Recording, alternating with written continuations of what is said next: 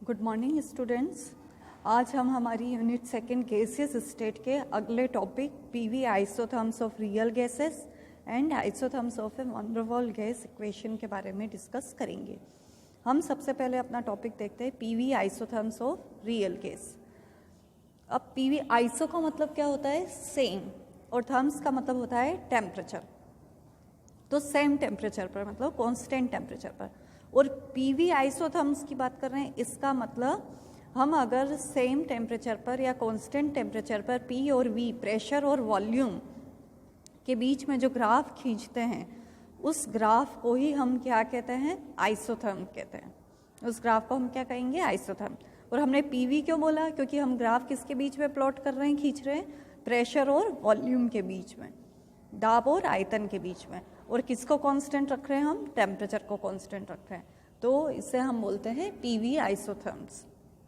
ठीक है, तो इसकी डेफिनेशन आपको ध्यान में रखना है कि एक graph plotted between pressure and volume at constant temperature is known as a isotherm. ठीक है, आइसो का मतलब सेम, एक जैसा, थर्म्स का मतलब टेम्परेचर। टेम्परेचर कैसा रहना चाहिए? एक जैसा रहना चाहिए। अगर हम आदर्श गैस की बात करें तो आइडियल गैस के लिए जब हम पीवी आइसोथर्म बनाते हैं, ग्राफ प्लॉट करते हैं, तो ये ग्राफ कैसा आता है आइडियल गैस के लिए? ये देखिए, इस तरीके से ग्राफ आएगा। पी और वी के बीच में जब हमने ग्राफ प्लॉट किया तो इस तरीके से आइडियल गैस के लिए हमें ग्राफ मिलता है। लेकिन अगर हम CO2 गैस की बात करें, क्योंकि अब हमारा टॉपिक है हमें रियल गैस के लिए करना है, तो हम एक CO2 गैस लेते हैं, carbon dioxide gas. Carbon dioxide के गैस के लिए जब हम पीवी आइसोथर्म्स बनाते हैं, ग्राफ प्लॉट करते हैं, तो ये ग्राफ इस तरीके से शो होता है। प्रेशर और वॉल्यूम के बीच में हमने ग्राफ बनाया। इस तरीके से हमारे पास 3-4 कर्व्स हैं। अब आप पहला ग्राफ देखिए, हमने खींचा है पहला ग्राफ HIJK। ठीक है, अब यहाँ पर HIJK किस टेम्परेचर पर है? 13.1 डिग्री सेंटीग्रेड टेम्परेचर पर है। मतलब कि इस पूरे ग्राफ में, इस पूरे कर्व में, HIJK कर्व में टेम्परेचर कांस्टेंट है। कितना रहा? 13.1 डिग्री सेंटीग्रेड। चेंज किस में हो रहा है? P और V में चेंज हो रहा है। अब पॉइंट H की जब हम बात करते हैं, इस ग्राफ में देखिए पॉइंट H, इस पॉइंट पर वॉल्यूम कैसा है? बहुत ज़्यादा है। और प्रेशर कैसा है? बहुत कम है।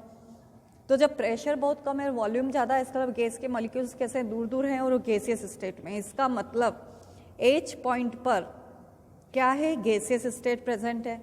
गैस किस फॉर्म में? गैसियस स्टेट में। अब आप देखिए, जब हम H से I की तरफ जाते हैं, तो H से I की तरफ जाने पर हम इस तरफ बढ़ रहे हैं। इसका मतलब वॉल्यूम क्या हो रहा है? डिक्रीज हो रहा है, कम हो रहा है। वॉल्यूम तो कम हो रहा है, लेकिन प्रेशर क्या हो रहा है? बढ़ रहा है, क्योंकि ये ऊपर की तरफ जा रहा है ग्राफ, तो इसका मतलब प्रेशर बढ़ रहा है। और वॉल्यूम कैसा हो रहा है? कम हो रहा है। तो जब गैस के ऊपर प्रेशर बढ़ेगा तो I पॉइंट पर गैस का क्या स्टार्ट हो जाएगा? कंडेंसेशन, मतलब संघनन।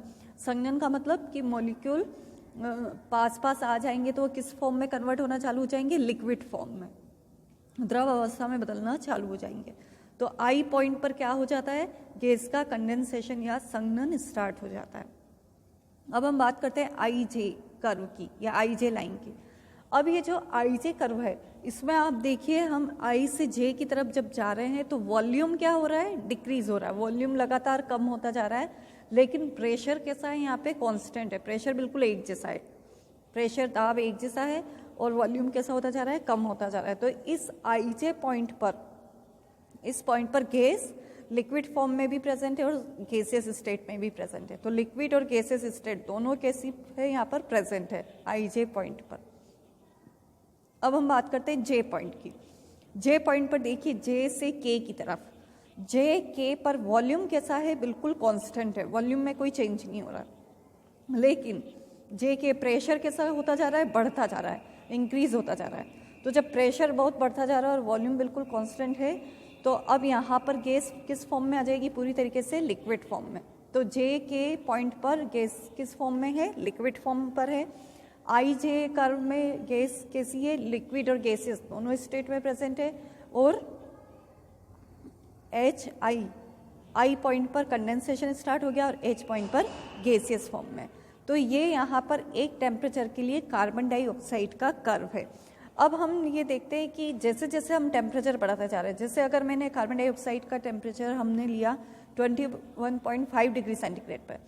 21.5 डिग्री सेंटीग्रेड रख करके हमने प्रेशर और वॉल्यूम को कम ज़्यादा किया तो हमें इस तरीके का कर्व मिला, सेकंड वाला कर्व मिला, ठीक है, इस तरीके से कर्व आता है।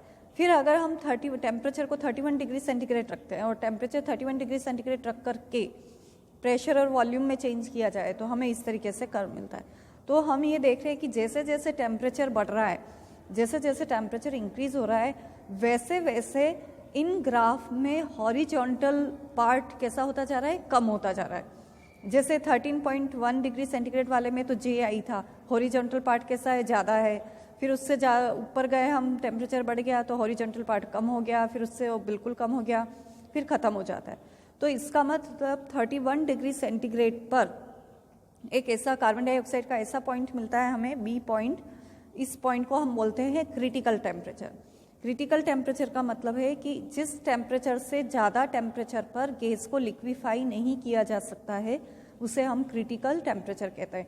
मतलब 31 degree centigrade carbon dioxide gas का क्या है, एक क्रिटिकल टेम्परेचर है, क्योंकि इससे ऊपर जब हम टेम्परेचर कर रहे हैं तो उस पर गैस लिक्विफाई नहीं की जा सकती, लिक्विड में कन्वर्ट नहीं की जा सकती है, तो ये इसका क्रिटिकल टेम्परेचर होता है। तो इस तरीके से पीवी आइसोथर्म्स हमें मिलते हैं कार्बन डाइऑक्साइड गैस के लिए। अब हम ये देखते हैं कि कार्बन डाइऑक्साइड गैस इसी तरीके से वॉन डेर वाल इक्वेशन होती है, उसको किस तरीके से हम समझ सकते हैं, आइसोथर्म्स ऑफ वॉन डेर वाल गैस इक्वेशन। तो वॉन डेर वाल गैस इक्वेशन के लिए हमें क्या करना पड़ेगा, जिस तरीके से हमने यहाँ पे पीवी आइसोथर्म बनाया है, तो अगर हम वॉन डेर वाल गैस इक्वेशन के लिए पीवी आइसोथर्म बना देंगे, मतलब कि वॉन डेर वाल गैस इक्वेशन के लिए हम पी और वी के बीच में ग्राफ खींचेंगे टेम्परेचर को कांस्टेंट रखकर, तो उसे हम क्या कहेंगे, आइसोथर्म्स ऑफ वॉन डेर वाल गैस इक्वेशन। अब वी नो दैट, हमें पता है 1 मोल गैस के लिए वॉन डेर वाल गैस इक्वेशन क्या होती है, P + A/V² into V - V = RT। अब हम इसे सॉल्व करेंगे इस इक्वेशन को, मतलब कि हम ब्रैकेट को खोल देंगे तो PV - PB + A/V - AB/V² - RT = 0 आया। अब हम क्या करेंगे, इसे V² P से मल्टीप्लाई करेंगे। जब हम V² P से इसे मल्टीप्लाई कर देंगे और रीअरेंज करेंगे तो हमें फाइनल इक्वेशन हमारे पास क्या आ जाएगी, V³ - B + RT/P V² + A/P V - AB/P = 0, ठीक है। This is a cubic equation for V। तो आप इस इक्वेशन को देखिए, यहाँ पर V³ आ रहा है, मतलब ये कैसी इक्वेशन है, क्यूबिक इक्वेशन है, और किसके लिए है, वॉल्यूम V के लिए है। तो मतलब कि वॉल्यूम T और P हर टेम्परेचर की वैल्यू और प्रेशर की वैल्यू पर V की कितनी वैल्यू मिलेगी, हमें 3 वैल्यू मिलेगी। V³ से मतलब ये है कि चाहे कोई भी टेम्परेचर और प्रेशर रखा जाए तो उस टेम्परेचर और प्रेशर के लिए हमें वॉल्यूम की कितनी वैल्यू मिलेगी, 3 वैल्यू मिलेगी, 3 वैल्यूज हमें मिलेगी। तो इसी तरीके से हम ये कार्बन डाइऑक्साइड के लिए ग्राफ प्लॉट कर सकते हैं, वॉन डेर वाल गैस इक्वेशन वाला ग्राफ भी हम CO2 गैस के लिए यहाँ पर ड्रॉ कर सकते हैं। तो ये देखिए आप, CO2 गैस में जब हम वॉल्यूम और प्रेशर के बीच में ग्राफ प्लॉट कर रहे हैं तो ये ग्राफ इस तरीके से आ रहा है। पहले वही 31 डिग्री सेंटीग्रेड पर ग्राफ आया, फिर 21.5 डिग्री, फिर 31 डिग्री, फिर 35.5 डिग्री, इस तरीके से ग्राफ आता है। तो यहाँ पर एक ग्राफ देखिए, हमने पहले वाला जो ग्राफ बनाया था उसमें तो हॉरिजॉन्टल पार्ट था, यहाँ पर हॉरिजॉन्टल पार्ट बिल्कुल भी नहीं है। यहाँ पर जो ग्राफ बन रहे हो कैसे बन रहे हैं, वेवी ग्राफ बन रहे हैं। वेवी का मतलब वेव, जैसे तरंग होती है ना, वेव बनती है, उस वेव की तरह ग्राफ बन रहे हैं। तो ये वेवी ग्राफ है। और जैसे जैसे आप ये देखिए हम टेम्परेचर को इंक्रीज करते जा रहे हैं तो जो वेवी ग्राफ है वो कैसा होता जा रहा है, कम होता जा रहा है। उस मतलब कि पहले तो बहुत ज़्यादा वेवी बन रहा है, फिर कम वेवी बन रहा है, फिर उससे भी कम वेवी बन रहा है। तो इस तरीके से ये ग्राफ बन रहा है। तो जो यहाँ पर 13.1 डिग्री सेंटीग्रेड पर आप ग्राफ देखेंगे तो वो बहुत ज़्यादा वेवी ग्राफ है। और उसमें हमें अगर एक लाइन ड्रॉ करें तो यहाँ पर देखो MDF 3 पॉइंट हमें मिल रहे हैं इस ग्राफ पर। इस ग्राफ पर हमें 3 पॉइंट मिल रहे हैं। ये तीनों पॉइंट किसको शो करते हैं, वॉल्यूम की 3 वैल्यू को शो कर रहे हैं। क्योंकि हमने जो वॉन डेर वाल की इक्वेशन देखी वो कैसी है, क्यूबिक इक्वेशन आ रही है, V³। तो यहाँ पर देखिए वॉल्यूम की 3 वैल्यू हमें मिल रही है, F, D और M। हर टेम्परेचर और प्रेशर के लिए हमें कितनी वैल्यू, मतलब कि MDF पर देखिए प्रेशर की वैल्यू एक ही है, टेम्परेचर एक ही है, लेकिन वॉल्यूम कितना है, 3। वॉल्यूम की कितनी वैल्यू आ रही है, 3 वैल्यू आ रही है। लेकिन जैसे जैसे हम ऊपर जाएंगे तो ग्राफ वेवी कम होता जाएगा। तो उस समय क्या हो जाएगा, जो वॉल्यूम होगा उस वॉल्यूम ग्राफ से तो हमें वॉल्यूम की ए की वैल्यू मिलेगी और बाकी दो वैल्यू कैसी मानी जाएगी, इमेजिनरी मानी जाएगी। तो इस तरीके से यहाँ पर ये वान डेर वाल के लिए आइसोथर्म्स ग्राफ हमें मिलता है, जो कि हम P और V के बीच में ड्रॉ करते हैं। ठीक है, तो आप इसको देखते हुए इस टॉपिक के आप अपने नोट्स प्रिपेयर करेंगे, इस लेक्चर को देखते हुए बनाएंगे और ग्राफ प्लॉट करेंगे। Thank you.